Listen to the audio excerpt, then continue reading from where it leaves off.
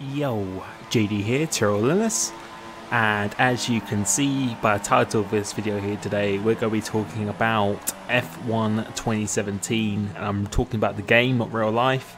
But firstly, talking about real life, the race, it was pretty boring up until the end. It got quite exciting, and the last 5 laps or so when everyone started to go quite close together, but with that track, very hard to overtake. Personally for me, next year I really hope the regulations change so they can actually follow much closer.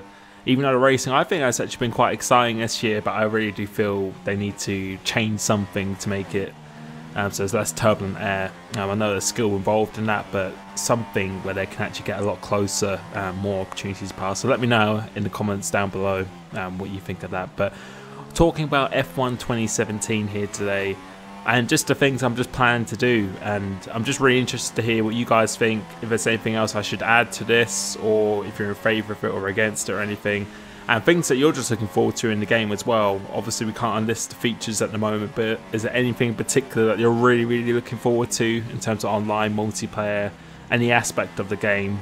Just let me know. But my plans for the game are, as usual, which is mainly what my channel is about, I'll be doing a hot lap every single day, so I'll be starting from Australia, going in track order, so every single day, so for about 20 days straight, I'll be doing at least one video per day on the hot lap series. And I'm also going to do a wet series this time. I know I did a couple of videos last year on last year's game in the wet, which people had a good response to, but I didn't do it for every track. But for this year, I plan to do it for every single track, and to go in quite a bit of detail in my hot laps this year. Obviously when the game first comes out, there'll be quite quick hot lap videos. The setups will probably change over time as well, but I plan to bring back my setup tips and tricks series, so basically a 5 to 10 minute video just analysing each corner, slowing it down in slow motion, just really getting the full analysis of it as well. So that's my plan. I also plan to do career mode on the wheel. I won't be using the controller for this, because I feel it'll really help me actually get used to the wheel properly as well. And also I just think it'll just be so much more exciting for you guys to actually watch me using the wheel in career mode, where obviously I'll be struggling. I'm not up to pace as what I am on the controller. So I think it'll just be really exciting, starting in a lower team obviously, and just seeing how good I can get, because my plan is to get as good on both the wheel and pad as much as possible, because I've actually got a racing rig now. So I really do plan to really step up my game on that. So hopefully that should be entertaining for you. In terms of teams, I probably will do a poll on Twitter what team I'd use. Right now I'm pretty unsure really. I'm kind of thinking maybe Renault. I really like the Renault, so maybe thinking Renault. See how that goes, but just let me know what you think. So a career mode, a hot lap series.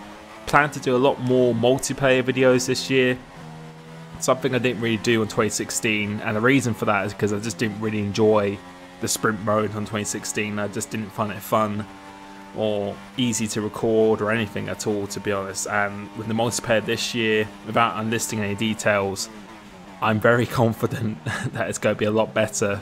Hopefully the netcode will be better, but I really do plan to do a lot more live comms this year to interact with you guys in the actual races itself.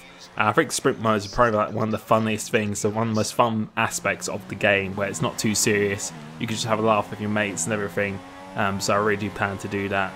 Also, I plan to do a series which someone actually pointed out in the last video in the comments on my thank you video, analyze the lap series. So I plan to actually accept you guys actually send me footage, so you can send to me an email in Twitter of a lap that you've done which you feel is pretty good, and for me to basically just go over it, to me to actually just analyze it into a 5 to 10 minute video and just tell you where I think you can actually improve time and setup tips and stuff as well. I think that'll be a really good way to get you guys actually involved in the channel, because that's what I really want to do next year, just to have a lot more interaction with people.